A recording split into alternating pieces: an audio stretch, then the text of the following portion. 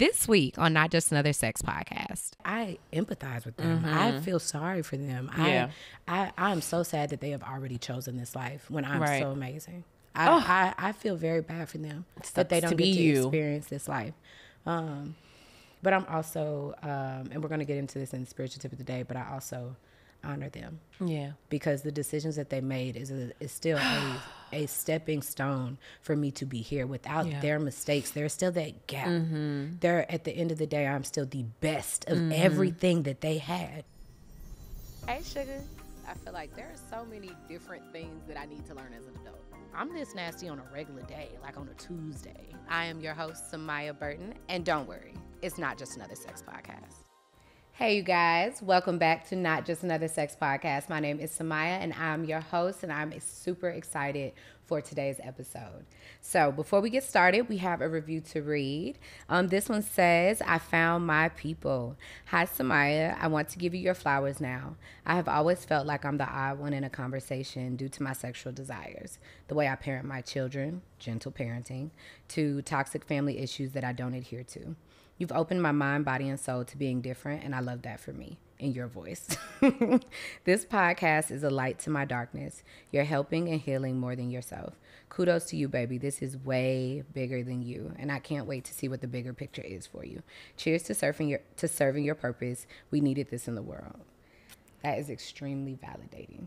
Extremely validating. Thank you so much for not only leaving the review, but using those choice of words. Because they did exactly what they needed to do. I know you guys are listening every episode. You guys are like, okay, let me go rate and review. She's asking me to. But I really appreciate when you guys show up present and you really respond, letting me know what it's doing for you, because I don't just do this for entertainment or for views or for any of that. Like, this shit is hard. And knowing that me choosing to do it every single day is doing something for someone else, like, that is very, very healing for me. And there's nothing that has made me feel more fulfilled than this. So being able to know that I'm helping does more than you know. So thank you so much for leaving a review and leaving a kind one at that. So today's episode is going to be amazing. I have a guest today. It is a long time coming. Yes, I have Lyvonne Briggs, the author of Sensual Faith. And I'm super excited to have you. And I want you to introduce yourself to my followers so we can get into this episode. Honey, thank you for having me. Thank you for trusting me with your community. You know, all things in divine timing. Facts. This is absolutely positively the episode we were supposed to co-create. So for those of you who are uninitiated, my name is Lyvonne Briggs. I am an Emmy Award winner. I'm a Queens girl and I'm a joy finder.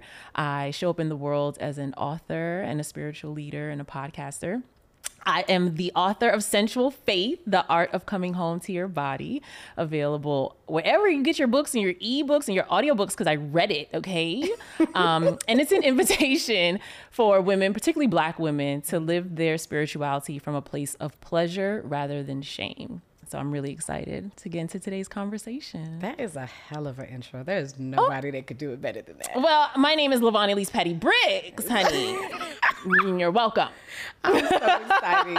She is such a character and such a joy. And I can't wait to just tell our story and how this came about. But shout out to Sunny. Yes, shout out to Sunny. Big Sunny, not the little one. Okay. But before we get into all of that, we got to walk the folks through their adult tip of the day. Because we're the grown-ups now. And, you know, I don't know about you, but I'm like, shit, I'm a grown-up.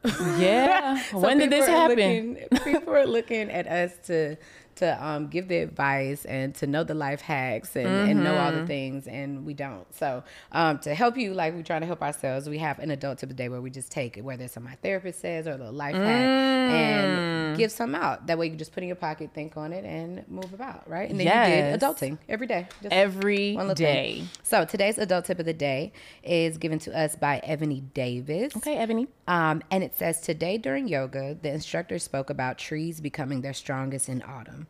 Because they aren't bearing fruit or producing leaves, all of their energy is pushed down into the roots. So what externally appears as death is actually the catalyst for new life. It's giving rebirth. Yes. And when I read that, and she had a couple more slides, so I definitely encourage you guys to look her up on Twitter or whatever. but I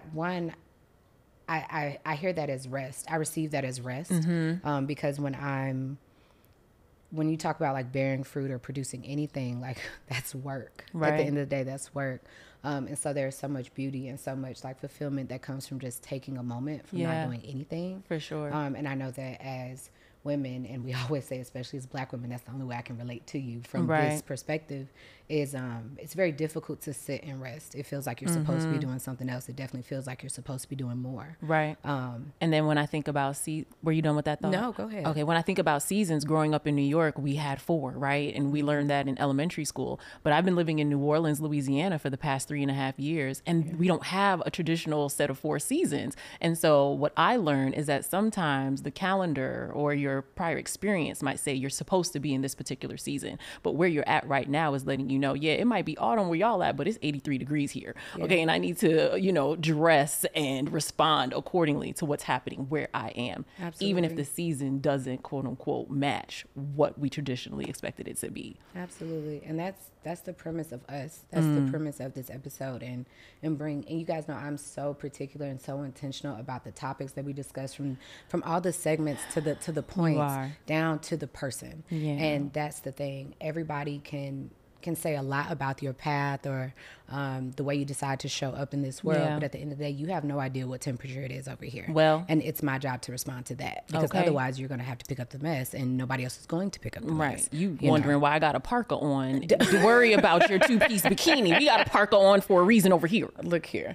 Look at what I love for me is that we in the summertime. Okay. And it's chilly outside, but it's hot. But it's hot in here. It's the goddess energy. It's the femme vibes for me.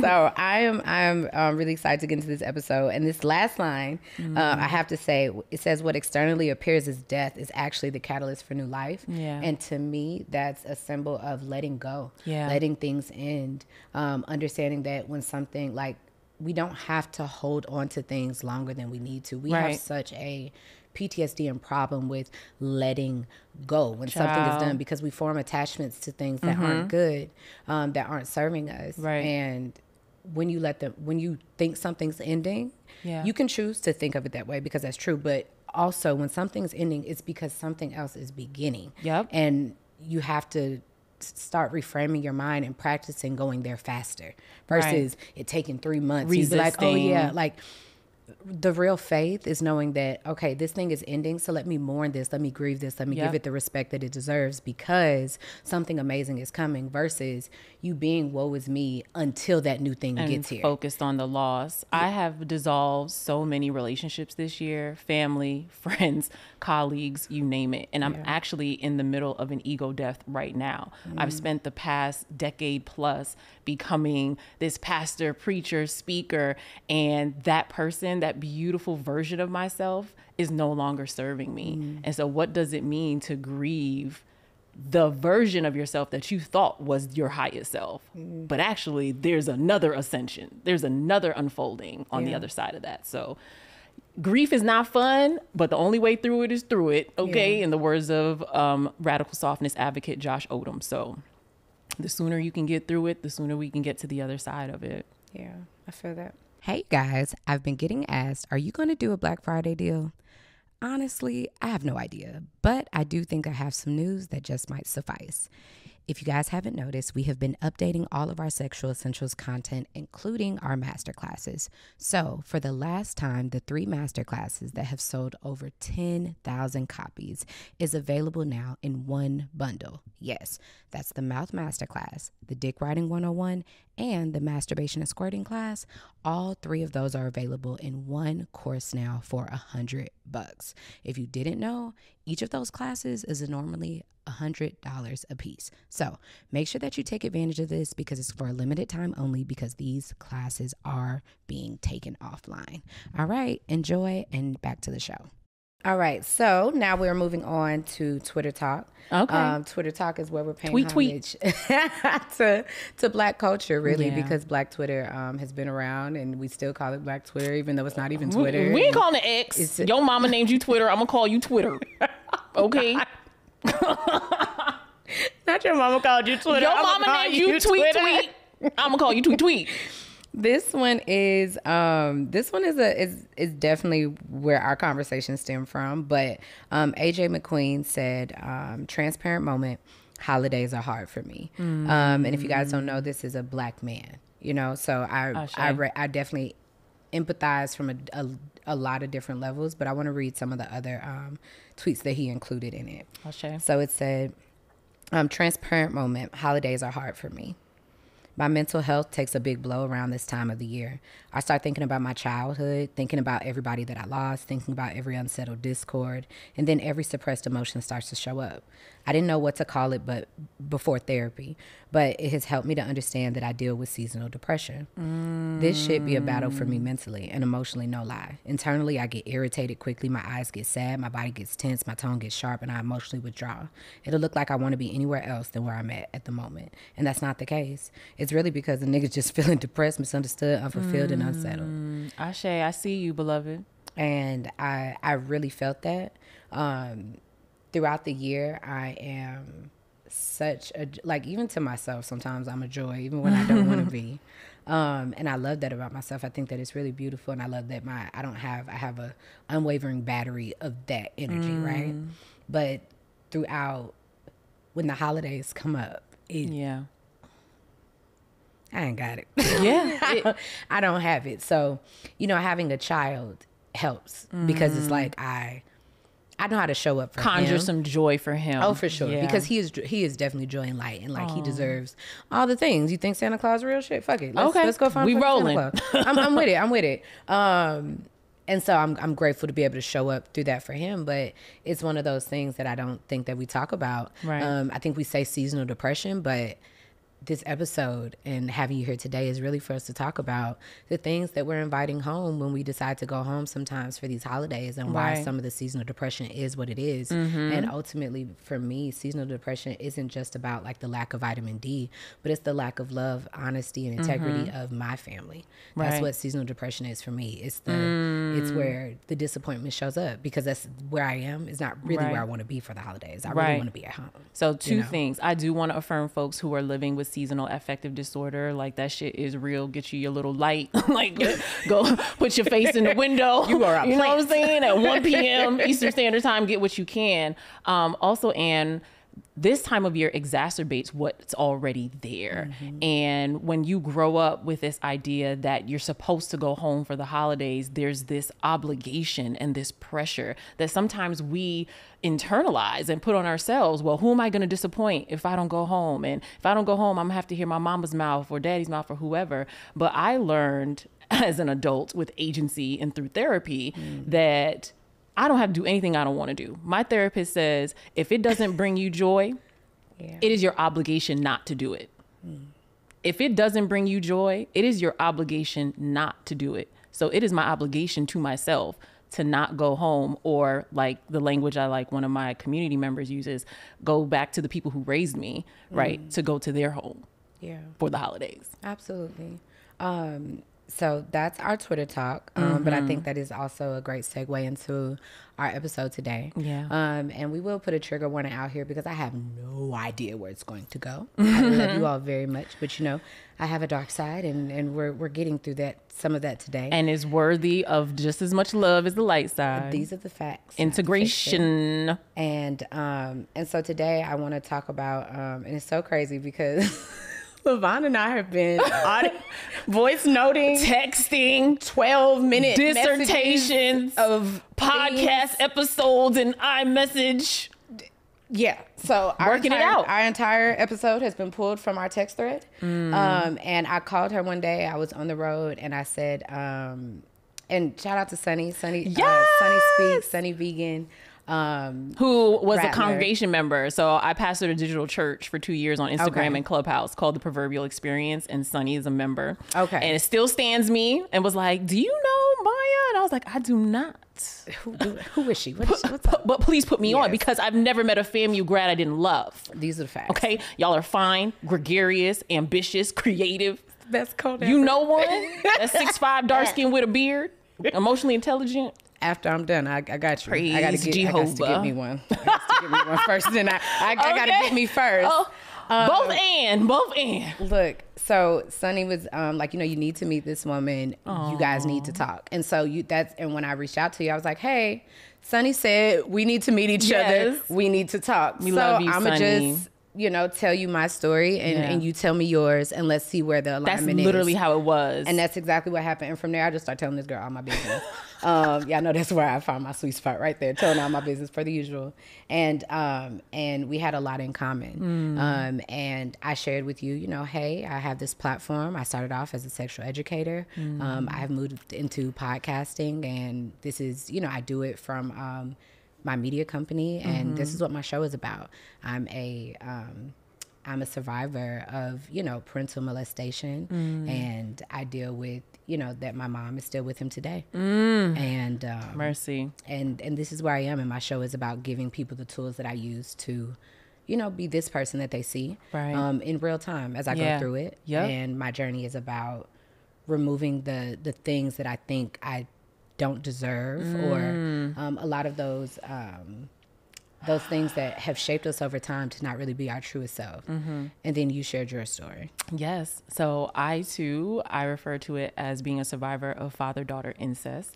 I was molested by my biological father for 5 years, and my family structure was really built on silence and acquiescence, disenfranchisement of children.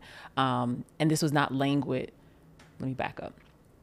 This is language that I had to grow into, because when I first started telling people my story, people would always say, oh, it's a generational curse, childhood sexual abuse. And I was like, it ain't a curse. This nigga did it, But once I started peeling back the layers and seeing how far back it went to my family and how it's continued even to this generation, with all my healing and preaching and teaching and crying and wailing, and it still shows up in my generation, I was like, oh no, this is a curse. So what we need to do to break this curse, and in the words of Tatiana Tarot, for me to be a generational trailblazer, because I believe that language is so important, because our words create worlds. And so I can say I'm a generational curse breaker, or I can say I'm a generational trailblazer. They mean the same thing, but the emphasis and the energy is different when I'm focusing on what I'm doing, not what I'm fighting. And so that colored, obviously, all of my relationships, not just with men, with people. When the first person who was supposed to protect me betrayed me and harmed me. That took a lot of work to come to the other side of.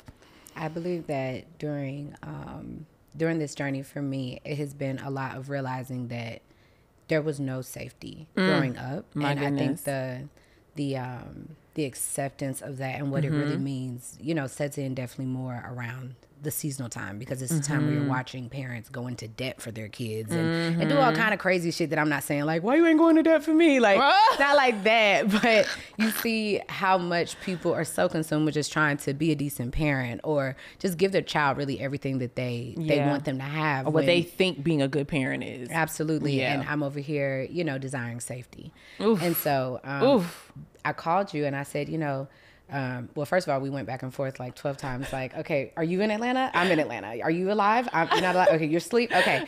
And then I called you one day. I was in the van and I said, I know what our episode's going to be about. Are you ready? You're like, give it to me. And I was like, all right, let's talk about not inviting the molesters to Thanksgiving.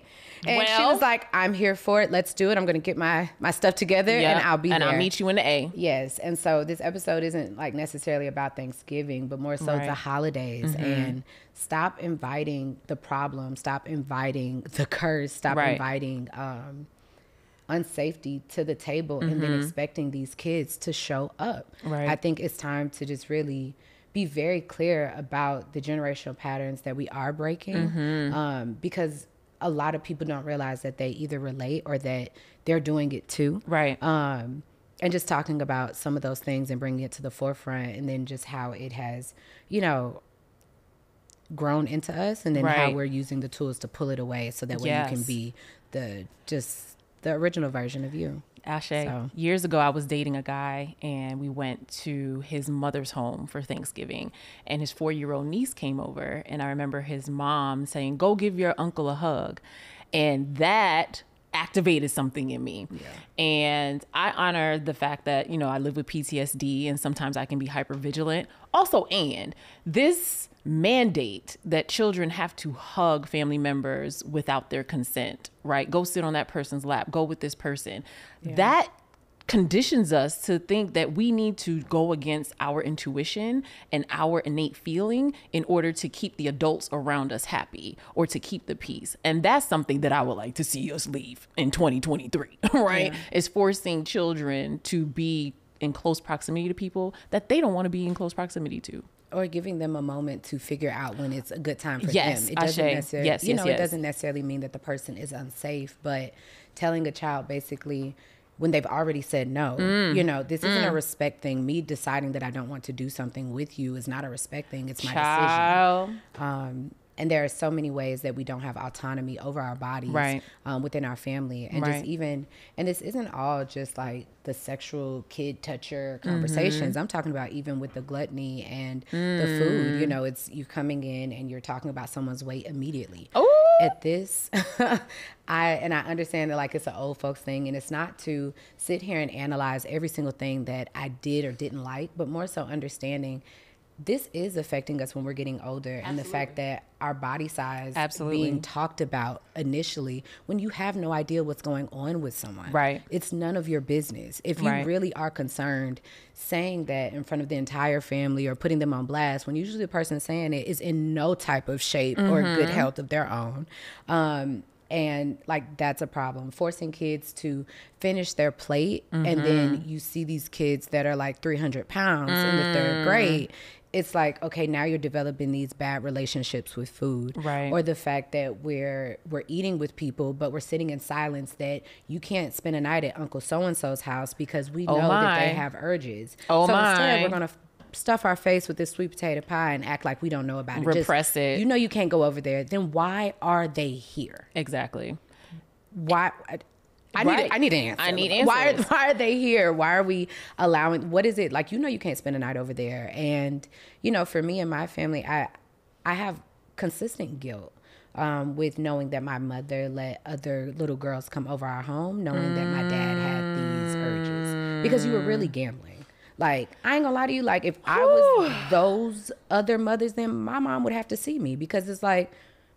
So here's the thing with the Black community in particular, this idea that we are all siblings, sisters, brothers, hey sis, hey bro, like this need to protect, that is something that we have to unconsciously pull out, right, at a cellular level. Because what we're doing is we're living within this colonized context and saying it's a patriarchal society, so the father figure needs to be the leader and protected at all costs. And then we betray women, we betray children, we betray non-gender conforming folks and non-binary folks because we are protecting this pater, this father. That's where patriarchy comes from.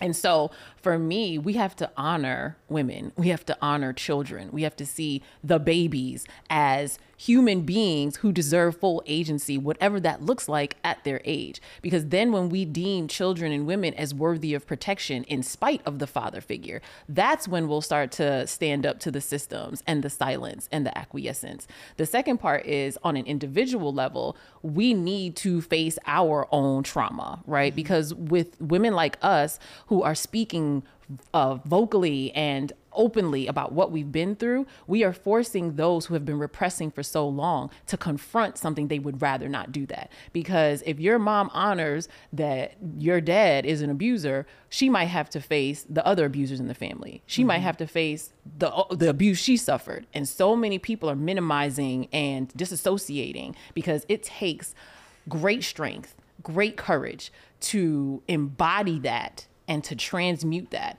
And a lot of people in the Black community don't have the resources or the capacity or the willingness to do that work. So it's twofold. Absolutely. When it comes to addressing your family members, and I know for me, it was only a couple years ago that I told the truth when I didn't come home. I would always find like, oh no, I'm just busy. Oh no, I'm just working. No, right now I'm working. Right now I'm working. But it got to a point where I had to tell the truth, and it was like, I don't want to go home because I'm not my happiest there. I don't want to go there because we're going to ignore the fact that you guys also invited my dad. Where I'm not coming home to grandma's birthday. I don't care how old she's turning because I don't want to be in the same place. Right. And, these these statements such as, well, what does that have to do with your grandmother? That's your grandmother. She only gets to turn this age once and all these other things. But let's be clear. I know that something has happened to my dad. He has admitted that, but I still don't know from who. So it could be any one of y'all motherfuckers. Like, so who is it? Well, I have questions. Like, we're not talking about that. Or either you have, you know, the family members that are trying to pick because you have left or you've decided, you know, I don't want to be a part of this. And so I've noticed just even growing up, the family members that don't deal with the family, there's a story, but none of that story includes their side. There's like, oh, no, they think they too good. They think this, right? Like, so we grew up with certain stories about certain family members. Now I get to a certain age and you guys have praised me because my dad has always been the family favorite. He was the oldest grandson. He was the only boy for the longest. He, you know, like the golden child. For sure. Like at home, you know, he's this deacon. He has a restaurant, all this stuff. And so now you come out about it, and then I'm the oldest girl, so it's like, oh, she's the first grandchild, and you know, great grandchild, and all of that. I've went to school, I got married, then I had a child. So in the checklist, I've done things all the right. She got a degree, and she's doing it right. Yeah. Then I come out and tell the truth, and so it's the first time that no one was able to attach a story, or anything like that, because you've already said that like this girl is worthy, like we believe her, she's you know, already. So now I'm telling the truth and everybody is like, okay, what the fuck? Like, you can't say like, oh, you know, she be on drugs. Like you can't say that about me. Like, so I watched as some of my family members started picking different fights with me to make it seem like that's why we don't talk. No, the truth is that you don't want to choose a side. You don't want to choose a side. My God. So my paternal grandmother, and this is a story that I was told because I never had this conversation with her. But apparently when she found out, her response was, well, I don't see how he could do something like that. And my thing is, you don't want to see something like that because your child was harmed by a family member. I know this because he disclosed this to me. So now I'm looking at you, Funky, as my granny. Like, you've been baking bread all these years. You be making pepper pot at Christmas, but pepper pot, because we got Guyanese on my dad's side. Okay, big up the GT Massive. Also, and when we talk about that Caribbean piece, that immigrant family piece, now we got British colonialism on top of it. Oh, honey, pedophilia in the Caribbean community is a hot mess. The way that my aunts, uncles, I'm 15 years old. Sir, you are 36. Why is your hand on the small of my back? Why are you following me and my sister over in the drugstore, like cosmetic section? You need to be over there with that grown woman. And so to your point about these urges, something that my therapist and I have been working through is that our culture is not big ready for the conversations about pedophilia.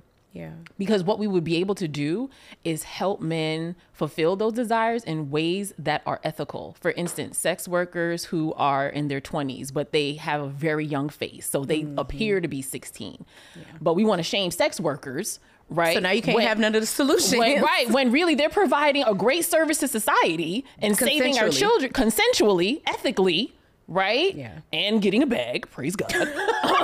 But like, and we're protecting children, but no, y'all want to just not talk about it. So now the silence is, and I don't mean to be ableist, but the silence is deafening. The silence is silencing. That's a better choice of words. The silence is silencing. And so I want to get to a place where we can be big and bad and bold enough to stop shaming women, to stop, you know, blaming victims, and to hold perpetrators accountable. I'm sorry. Yeah, in order to do that, we're going to have to smash the patriarchy because the perpetrators are protecting perpetrators, and then internalized, you know, oppression is protecting perpetrators too. I believe that one of the things that hurts the most is not one person didn't not believe me. Ooh. You know, it wasn't the what were you wearing? It wasn't any of that. It was, okay, so y'all see it too. Yeah, you do see it, and you believe me so. And don't get me wrong, I love to be believed. Right. But if you believe me so easy, and if this is a known thing, why are we not doing anything about it? You're being an enabler. And I think that the craziest thing to me, which is why I'm so intrigued and so excited, this book has been gifted to the SC Content House Library. So I will be definitely getting into it. But one of the things that makes me so excited to see the sensual faith, like those two words together, is because in in doing Sexual Essentials, it was revealed to me, my mom was just saying, like, she doesn't think she's ever had an orgasm. Oof. And in my mind, all I thought was, you let this nigga touch your kids and you ain't never even caught a nut? Like, I was thinking that, like, the dick was just, you just dickmatized. Listen. Like, you're not? And you're not even pleased. And so it was just like, sensuality has been such a gift to me. I don't know why it's the first place of just being comfortable. And I mean, I guess I do know maybe why. Some of it is what's meant for me. It's a part of my purpose, right? Yeah. But also, unfortunately, getting a certain type of care from your parents, even my dad, at the end of the day, even when it was inappropriate, it's better than the mistreatment or like, you know, making us fight over like a small amount of food, or like, oh, you're in trouble, so we're taking away food altogether. That hurt. When I'm hungry, that hurts. Right. You know what I mean? And here, you're being so timid about it that I don't actually feel physical pain. I'm just uncomfortable as fuck.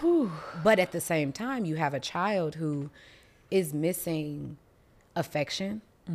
And who is people pleasing because you guys' attitudes are up and down, and when they're up and down, life is worse for me when you have an attitude. Right. So this type of pain feels better than the other types. That's interesting. Right? So sensuality has always been something that even as a child I'm exploring, and I'm trying to figure out, why does this not hurt? Why does this actually kind of feel like you're to aroused. I'm aroused. Yeah. What is, and that's the disgusting part. That's the part that you have to let go. That's the part that when you want to tell your story, you don't want to tell, because now you have to say the words. That's not your fault though. See, our bodies have divine intelligence in them that when we are stimulated in a particular way, our bodies are going to respond. The thing is that we were stimulated before we were supposed to be. And so if there's any shame attached to an experience that you've had where you're like, but I responded, but I got wet, but my nipples got hard. Body's body, right? And your body is protecting you to make sure that you don't feel pain as well. So for sure. With a lot of women, even with, and I apologize, I definitely cut you off. Go for it, sister. When you, like, even in an unconsensual sexual, experience, you can orgasm more often than not, just because, not that they prepare. You see this? I seen the tissues. See how they slid the tissues? The box.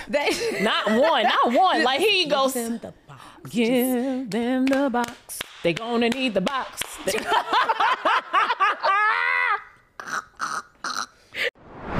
Some of you all might know me from Sexual Essentials, and others might know me from Not Just Another Sex Podcast. But what you might not know is that I've sold over $1 million worth of sales with no outside marketing companies at all. For over 5 years, I've used my degree in business administration paired with my experience of building a brand of influence, and here I am now producing my show and others. With that being said, if you have a business or need to bring awareness to your brand, I'd consider doing it with SE Media Group. Our shows are unique and are created with intentionality and integrity, and we're looking for brands that want to do the same. Marketing should be a monthly expense for your business, just like the insurance or the lights, but truth be told, a lot of small businesses aren't paying for any marketing at all. And if they are doing it, it might not be correct. But I mean, I can't blame you, because how can you be a marketing expert when you're too busy being the expert of your craft, which is absolutely where you should be? Let my team use what we know to create more awareness and marketing for your business at a rate that you can actually afford. DM us the word advertise to semedia.group on Instagram to receive details on how to market with your business on our shows. You can also reach us by email at semediasb, as in Samaya Burton, at gmail.com. All right, thanks for your time, and now back to the show. So prepared. I love it. Couture just like these faces. They're like going to be together. It's about to be 2 streaks. Just I'm good for it.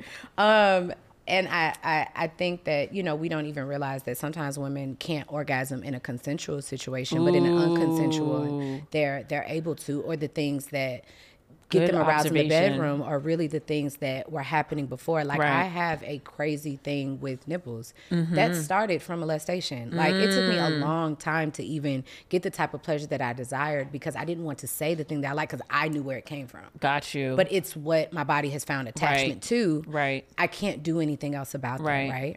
So, I'm a nipple girly too. Girls. I'm still waiting to have an orgasm from nipple play. Look here. I'm ready. I'm ready. You want me to send you someone? I'm ready. Like vetted? Vetted. Well, praise Jehovah. Look here. I promise you, sometimes I feel like you do got to pass certain things off to your girl. Like, look, man, this man. Have you read All About Love by Bell Hooks? Pass it off? Is that what she says? No, I just need to know. That's the kind of play partner I'm interested in. I feel that. The one who has ethics, right? That you actually stand on. Are you standing on business? Not just play, but like holistic play, holistic care. Because I'm a sacred, tender being. I'm a precious, sacred object. I'm not engaging with just anybody. Absolutely. And I feel like that's been a part of my sensual healing as well, is learning that sensuality is the ultimate practice in mindfulness. It's about me being present in my body. So once I was able to work through that trauma of being abused by my father, it was like, oh wait, I own this body temple. This flesh is mine. It's good. And I don't have to subject it to beatings of the flesh, and in this flesh dwelleth no good thing, like all that colonized Christianity from my childhood. That wasn't serving me or the woman that I was becoming. And so a lot of people will conflate sensuality and sexuality. They're two different things. They inform each other, but they're not the same thing. And so sensuality has been a bridge to me embracing and expressing my sexuality. Absolutely. I would love to actually for you to go more into that. That's exactly where I'm going, is to understand what is this book in a nutshell, so that way they can click the link below and get them one. Yes. So Sensual Faith, The Art of Coming Home to Your Body, is an invitation for women, particularly Black women, to live their spirituality from a place of pleasure rather than shame. If you are a Black woman, chances are you have had some experience with the Black church and that colonized Christianity, and you were taught that your body is evil, demonic, that your sexual urges need to be lorded over and repressed, and your body is only supposed to be shared in a heterosexual marriage, and you're really only supposed to have sex to have children, right? So if you're hearing Sunday after Sunday, if you have sex before marriage, you're going to hell. Good girls don't give head. Keep your legs closed, right? I don't care how much you love that man, woman, person. You don't become some sexual goddess overnight as soon as you get married, if you have that kind of conditioning. And so we have to realize that that's not our shit. As daughters of the African diaspora, we come from a people who knew God before the colonizers brought their white Jesus. And so when I look at my foremothers who would bare their breasts at the sun in worship, who would shake their ass in worship, right? Okay, twerking ain't new. Shaking ain't new. Whining and walking up your waist is not new. Hey, bongos ain't new, right? It's just under the colonized gaze, we've hypersexualized our bodies. Black girls, there's I talk about this in the book. Georgetown Law did this study, and they found that Black girls as young as 5 years old are adultified beyond their white counterparts. And I'm like, how you look at a 5-year-old and see an adult? It's giving anti-Black. It's giving the residual effects of slavery. It's giving... When we talk about going home and being told, like, no, don't wear red nail polish, or don't wear this, you look too grown, or why you let them wear that makeup, that's too grown. I have a friend, my makeup artist actually, Couture. Hey, Couture. And she lets her little girl play in makeup, and I love it. I love that. And she is such a girl. And so just watching her embrace her, like, mini bad bitch already, like, that was such a process for me, just even feeling comfortable or feeling like it's an appropriate time for me to be sexy, or whatever. And so you're in these spaces with your family, and people have pedophile husbands, and so there's a silent competition between them, not like you trying to control your man's urges through restricting me. And so now I'm a grown ass woman, and I didn't even know I was fine as fuck. I've been fine since elementary school. I've been fine. I was 5'8". I don't want to use that word because I'm adultifying myself, right? Like there's a song lyric. Gorgeous. Thank you. I'm a reflection of you. But we're joking, we're play, but for real, I was 5'8" in 6th grade. So I was taller than some of my teachers, most of the boys until like 8th grade. And I always had a fatty. I remember. I was born with a fatty. Like I was, 8 Less pounds. than highly favored. 6 pounds were in my butt. 2 pounds were in my cranium. Like, so for me, I remember being 10 years old at my grandmother's house, about to get into the shower, and I stood and turned in the profile in the mirror, and I looked at my butt, and I was like, why is it so big?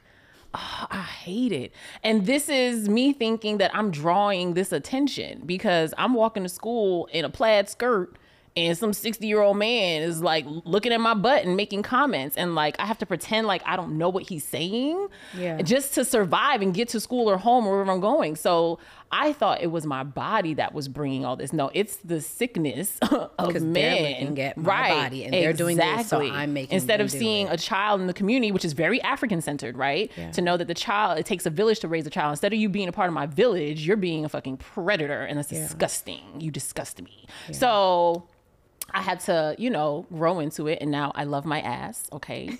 The thicker the better. We be squatting over here, okay? We be doing our RDLs, right? We be doing all that hip thrusting. I love that. So yeah, I have definitely found that my sexuality and things I like sexually are definitely off the motherfucking chain. Okay, period. I've found this out, right? Mm-hmm. But what I've found is that just like astrology has helped me understand parts of my chart and like my sexuality. And what's your big three? I am an Aries sun, a Virgo moon, and a Leo rising. Sexy. That's why we get along. I'm a Leo sun, okay, Pisces moon, Leo rising. Oh, there you go. Yeah. And then in sidereal astrology, I'm a Cancer, and I have a Venus in Cancer too. So all the feels and emotions. And Well, with Venus, I'm an Aries, so I have like a very childlike love spirit.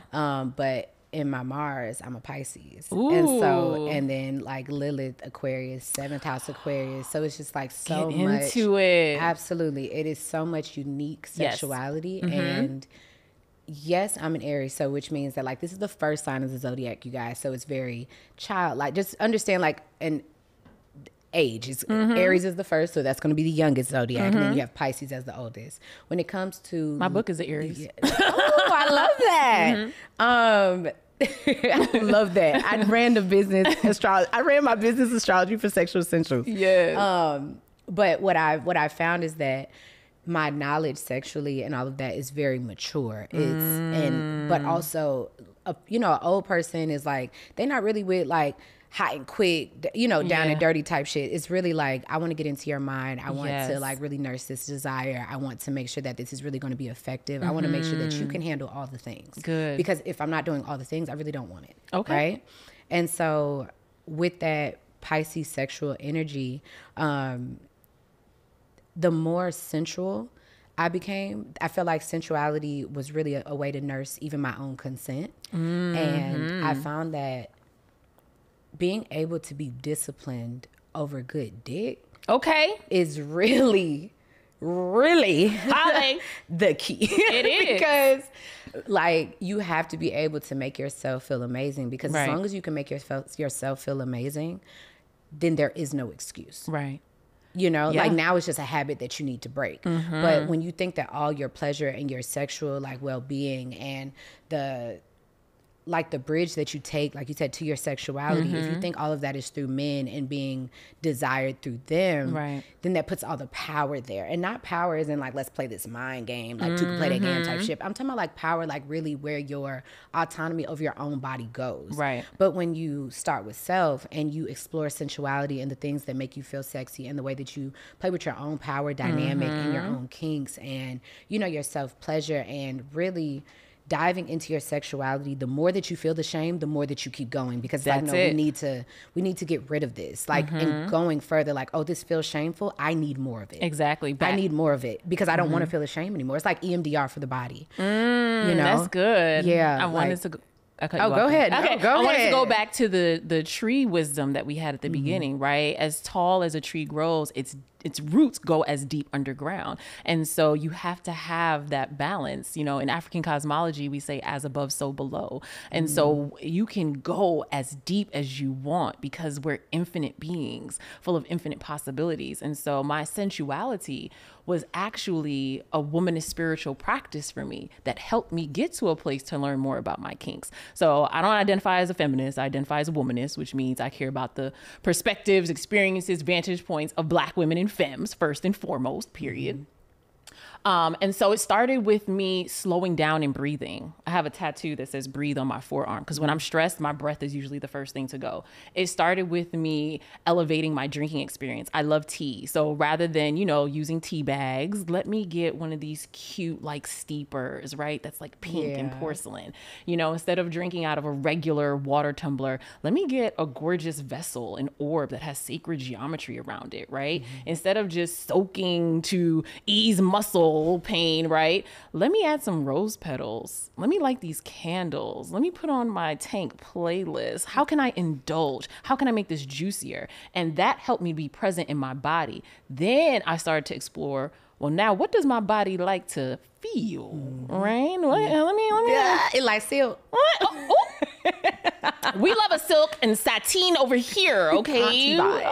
Purr, big purr. And from there, this feels really good on my body. What would feel good on my skin? Yeah. What would feel good on my flesh? Which then led to who would feel good on my body? Talk about it. Who would feel good on my flesh? Right? So then I got to explore, what do I like sexually? Because, you know, first generation Caribbean American, eldest daughter, Leo, thrust into leadership, thrust into just, you know, being the boss or whatever. And it was like, there are some times where, you know, I do want to be told what to do. Absolutely. And there, you know. What was I going to say?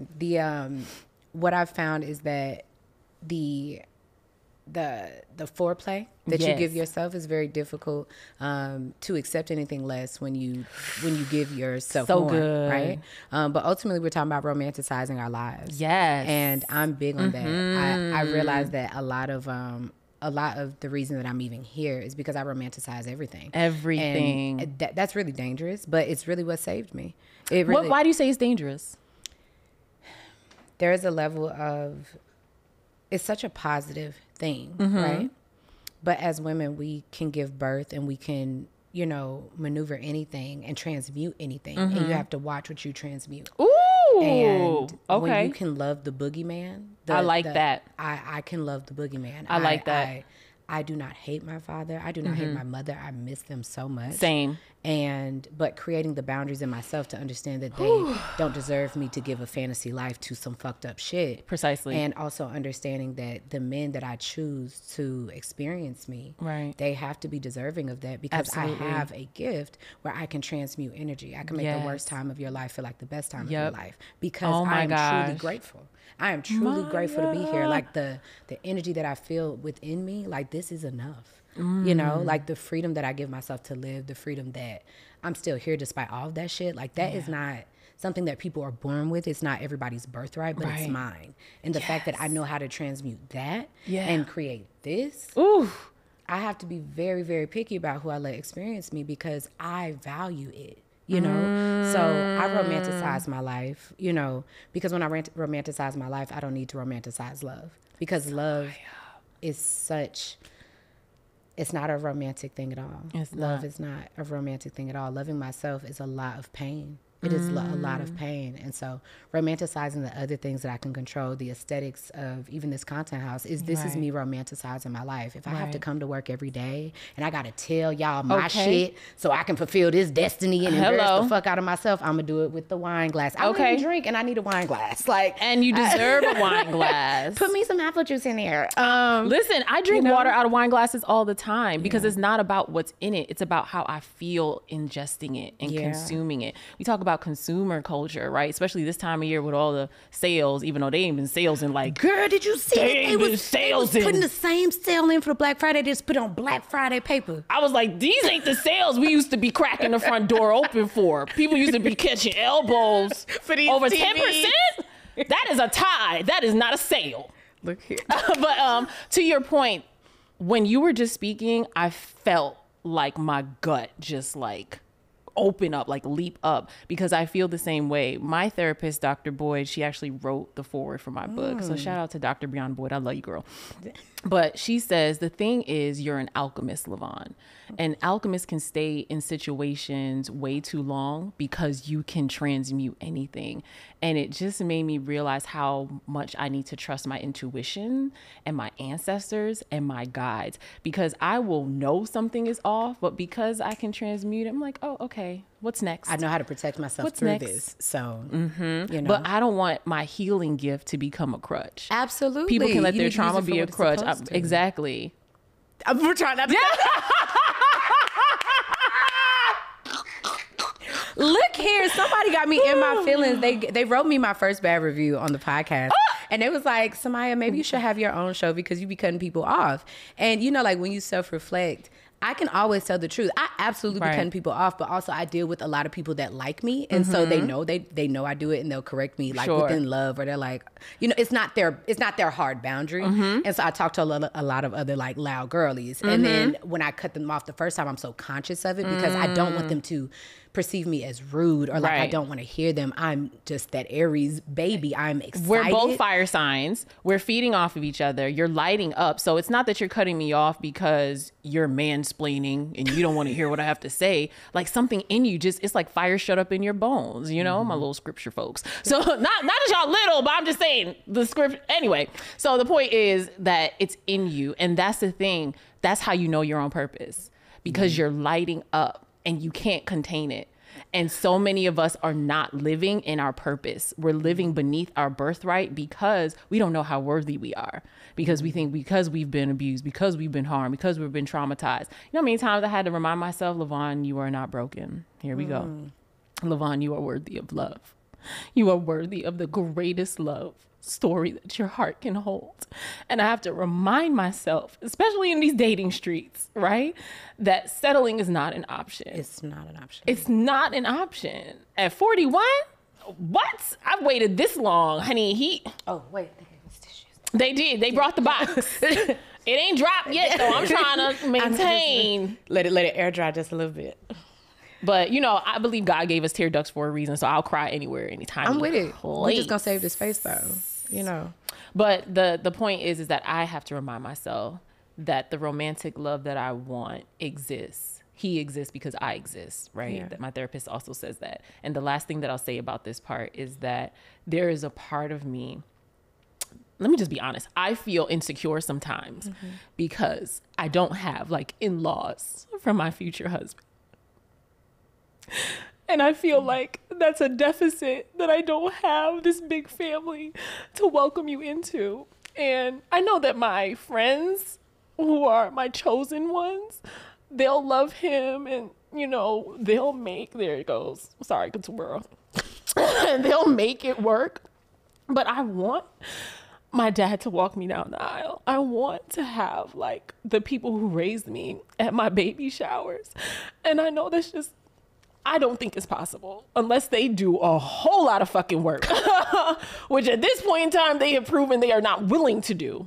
And so they could do it if they wanted to, but you know how it is when you bring the healing to the doorstep, they running out the back door. You said you were a Leo rising. I told I misspoke on an episode the other day, and I was saying he was a Capricorn rising. I'm a Capricorn North Node, but I am a Leo rising. And so with Leo rising, you have Aquarius in the seventh house, and so relationships will always be difficult for us because a lot of this life is meant for us to walk alone, and not because we are lonely, but because when you're a catalyst for change, you sometimes have to fight the people that you're doing that change for before anything else. And I just want to let you know that you are seen and that you are beautiful and loud and bold and gorgeous. Thank you. And I'm just so proud of you. Thank you. And you know, I'm glad that my soul sees you, and it has since the first voice note. I right. said, oh, she sent me a 7-minute voice note. It did. This is my drive. Yeah. Oh, we are soulmates, right? Soulmates ain't just romantic. Not at all. Like you are mine and I am yours. It is. It's always so beautiful to be seen, especially in your trauma, but not because of the trauma. Ooh, say that again. Yeah, it's always good to be seen, not because of your trauma, but through it. And I do, sometimes I'm ashamed because my dad did walk me down the aisle. Sometimes I am ashamed because I married a man that thought it was okay to marry me without whooping my daddy ass. I don't know why I would want him to do that, but whoop his ass. It's one of those things where you just want someone to stand up for you, for someone to be angry for you. Yep. Exactly. And it doesn't mean that I want any pain to happen to them. I empathize with them. I feel sorry for them. I'm so sad that they have already chosen this life when I'm so amazing. I feel very bad for them that they don't get to experience this life. But I'm also, and we're going to get into this in the spiritual tip of the day, but I also honor them. Yeah. Because the decisions that they made is still a stepping stone for me to be here. Without their mistakes, there's still that gap. They're, at the end of the day, I'm still the best of everything that they had, and that, they messed up. And that's something that they have to deal with. I don't have to wish for anything bad to happen to them. I don't have to try to harm them. I can simply respect my own boundaries. Right. And that can be the work. That can be enough. And that is the work for me. So, I'm sorry. Go ahead. No, you don't have to apologize. You good, girl. For me, I was raised Christian, grew up serving in the church, and am ordained and have pastored. And my spiritual journey has expanded in such a way where the best of the Christian life that I had, the devotion to prayer, the honoring of the ancestors, even though they wouldn't call it that, all of that is with me. And also I embrace the ancient West African spiritual practice of Ifa, which is a Yoruba tradition and spiritual and religious system. And there is this concept about your destiny, and you choose parents who will help you fulfill your destiny. And so I have to remind myself that, girl, before you broke the time and space continuum, you said yes to this. So in those moments when I'm like, why did I say yes to this? What the hell is going on? Right. I remember I said yes for a reason. And I'm still here. I'm still living and breathing in this earthly realm. So my purpose has not been fulfilled. So what do I need to do next? Spirit, guide me. Ancestors, talk to me. Intuition, what we doing? So that has been something that is hard to reconcile with like a Western mind. But my African cosmological lens says, no, baby, you said this yes. This is a life that you said that you're ready for. And before we transition into our sex tip of the day, because we can't leave here without a few orgasms. If we release it, then let's release all the way. Listen, healers deserve orgasms. The most of them. The most. The longest. What's the world record for the longest orgasm? I have no idea, but I would love to find out. I want to win it. Let's get Before we go, just get everything just be teetering real content made by real people. Activated, talk about orgasms, everything starts shaking, child. Before we do go, I do feel it compelled to say that, I know how difficult it is to have accountability for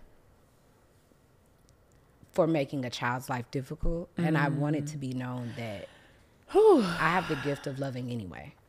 I have the gift of loving anyway, and I want to make it clear that, if you mess up, there is still somebody out there that can love you, and you are still worthy of being loved. Amen. And you do not have to hide behind the ugly truths and the things that you feel or your urges. Please be honest with that, so that way healing can occur. And please get help if you need it. If I chose my parents, and I believe I chose them to let them know that they deserve to be loved in their most authentic self. And they deserve to be healed too. And they do deserve to be healed. And I deserve to be around healed people that respect my boundaries. And all of those things can be true. At the same damn time. At the same damn time. As you were talking, it brought to mind my uncle, who is my mom's fraternal twin. He used to call me Buddha. He's my favorite uncle in the world when I was a kid. And when he found out, it was probably 5 or 6 years ago. And so we were on the phone and he was like, Buddha, why didn't you tell me? And I was like, that's not the question you need to be asking. You need to be asking, why weren't you someone I could tell? And And so for folks who have been bystanders and enablers, there has to come a moment of reckoning, right? That no, you weren't the physical assailant, but you were an enabler because your silence was complicit. And so even if you didn't know, if you are not proactively helping us to break this generational curse by having the conversation, teaching your babies and nieces and nephews and nibblings about good touch, bad touch, like you're a part of the problem too. So this isn't just perpetrators versus victims, right? This is a collective, effort. I can understand that. So we are going to transition because we got to get you up out of here. We're going to get sexy. Yes. So the sex tip of the day is to pay respects to Sexual Essentials, which is my first baby. My company, I am a hands-on sexual educator, and all of my teachings for Sexual Essentials can be found on Patreon. It's just easier to teach there while not being, censored and shadow banned and deactivated. Absolutely. And also there's a level of vulnerability with discussing my sexuality, other people's, and those type of things. So I really like this main platform to be about not just another sex podcast, but over there we have a bonus show called Just Another Sex Podcast. We talk about all the sex things. So make sure you guys tap in. Sex Dishes of the Day, demos, demonstrations, and all types of things. I love it. It's going deep. Absolutely. So before we get up out of here, I definitely want to talk about masturbation with you. Okay, listen, it's a whole chapter. Masturbation is a gift from God. Chapter 8. Okay. We are on a time crunch. Yes. So I want to know what masturbation has done for you, what it has been a vessel for you as. Yeah. I know for me, it's definitely been an avenue towards healing and really like erasing, a lot of trauma happens like when something bad happens at a vulnerable time, and then it like heals all crazy, right? But like masturbation is a vulnerable time, and it's so vulnerable that you can throw other things in there, like positive affirmations in there, and all types of things. And it can really is a really big tool for transmuting energy. So I would love to hear what masturbation has done for you, especially for us like trauma girls. Listen, in a former life, I was a Baptist preacher. Baptist preachers love things in three. So there are three things that masturbation has done for me. Okay. One is helped me to reclaim my bodily autonomy, right? Masturbation is the safest sex you can have. It's the most consensual sex you can have. Either you gonna do it or you not. So I'm like, am I in the mood? Yes. Am I not in the mood? No. But I'm gonna do it anyway because I want to, right? I want this nut. Right? Am I tired? Bust a nut. I got a lot of energy. Bust a nut. Need to wake up? Bust a nut. Need to go to sleep? Bust a nut. Like it just works. One size fits all. Two, it's helped me to keep away from fuckboys because I am straight. You don't think I want to step on you hoes with another 5'10" Lyvonne? What? We would shut down the internet, okay? Me and Temps. Okay, so, but when the sex is good, when the dick is good, it can keep me in a situation way past its prime, way past its expiration, excuse me. And so rather than sending that text, meeting up with that person, just rub one out, roll over, go to bed. Last thing is, it's helped me to manifest the lavish life of my dreams. You talked about, I'm gonna say that again. It has helped me to manifest the lavish life of my dreams. You talked about saying affirmations while you're masturbating. I get an intention in the back of my mind, and when I'm about to climax, I say that thing over and over and over and over out loud. And it's helped me to be who you see today. Absolutely. That is beautiful. I don't think I have anything to add to, like, that's exactly what, no matter what it is that you're working through, it's so much validation in an orgasm. It's so much validation and pleasure. It's literally your birthright. Like it is. Pleasure is your birthright. Literally. And everything Chapter 7. Get the book. Just get the book. Get the book. And it has definitely been all of those things for me.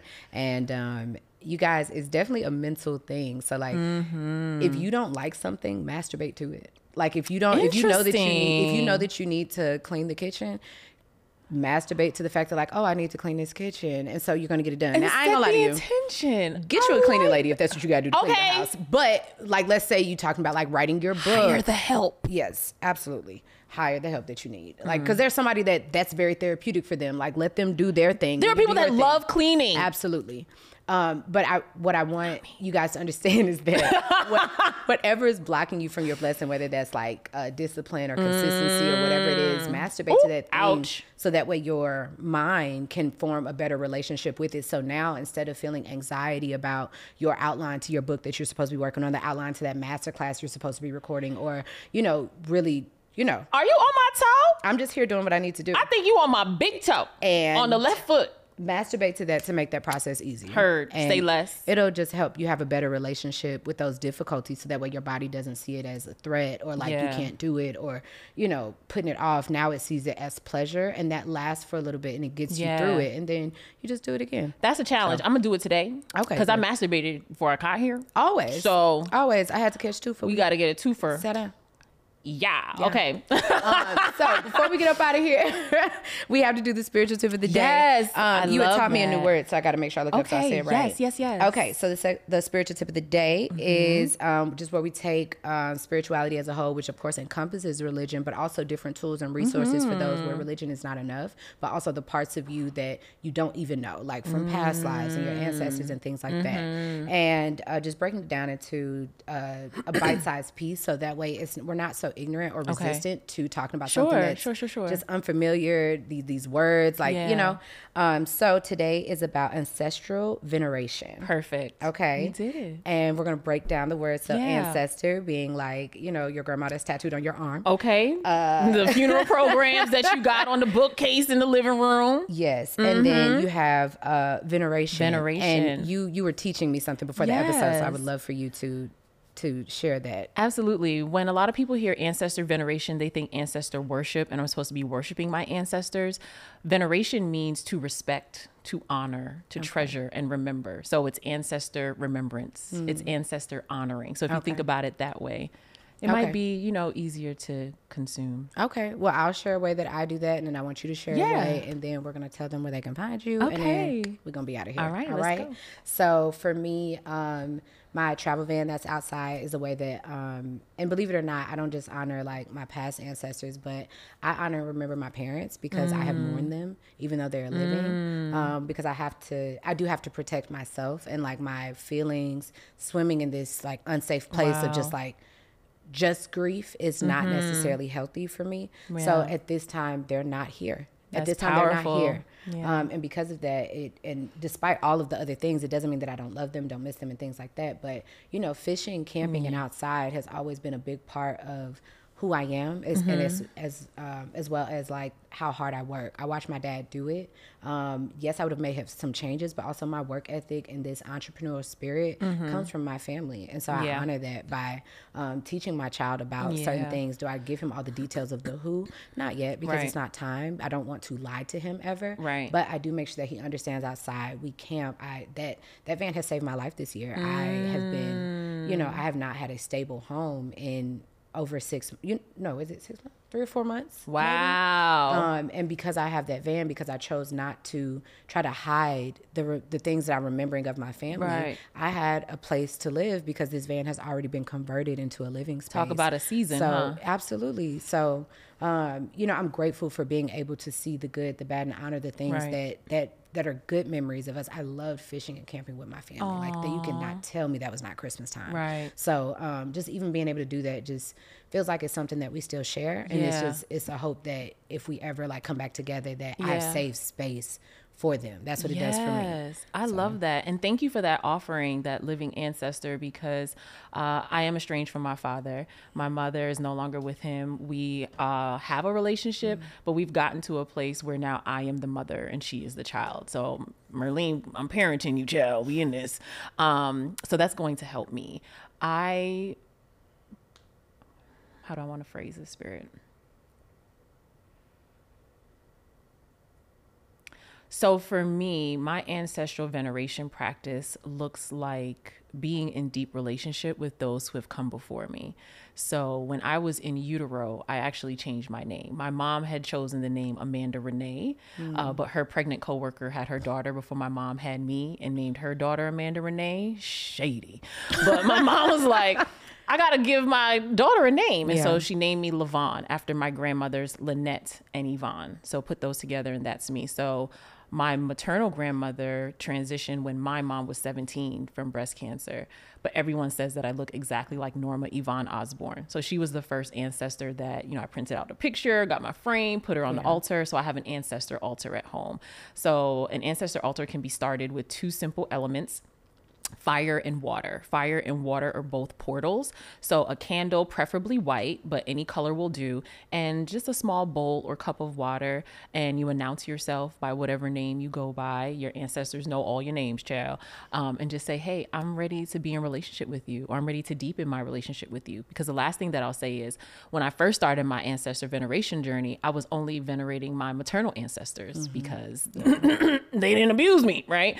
And my paternal ancestors came to me in a spiritual download in New Orleans, and they said, we know what he did, we'll handle him on this side, but we need to be in relationship with you. And so venerating my paternal ancestors has taken my spiritual life to a whole new level. I'm definitely going to look into that to make sure I establish a journey with my ancestors. Sometimes I'm mad with them, and I know that and you get to normal. That is normal. Yeah. So, you know, things come to you, like you said, in divine timing. So I'm going to take that as a breadcrumb of something to look, you know, to look out for. But, 2 things. Oh, yes. You don't have to venerate ancestors who were assholes on earth. You could be like, you were trash. I'm not talking to you. Y'all deal with him. Go get him or her or them. Right. Also, and ancestors are not just biologically or blood related. Like Fannie Lou Hamer is one of my ancestors. Lucille Clifton, Zora Neale Hurston. Like, there are, you know how we got you, my cousin, right? You know how we claim each other on earth. They claim you in the spiritual realm too. So you can be a little open as well. Okay, well, thank you for that. Please You're make worthy. sure you tell us where we can find you and how we can support you in this beautiful piece of work. Yes. So, you know, we soulmates. So what Maya got going on, we have in the sensual faith world as well. So you can visit me. My online home is lyvonnebriggs.com. You can buy the book wherever you get your books, preferably, you know, Black woman owned bookstore, but get it how you can. And then go to that website. You know which one I'm talking about. Leave a 5-star review. Okay. Because that helps the algorithm to algorithm. I also read the audiobook. So if you're an audio person, you'll have me in your ear. I have a Patreon, Sensual Faith Academy, where we do deep dives. We do new and full moon oracle and tarot card readings. We do roundtables. That's where you get all of the Sensual Faith podcast supplemental materials. So that's a great way to be in conversation with me. And if you're like, girl, that's cute, but I need some one-on-one time, then perhaps we explore my being, you know, your spiritual life coach, and we can talk about deepening your ancestral practices and curating the lavish life of your dreams now. I love that. Thank you so much. Thank you. You're worthy. Flexible. Absolutely.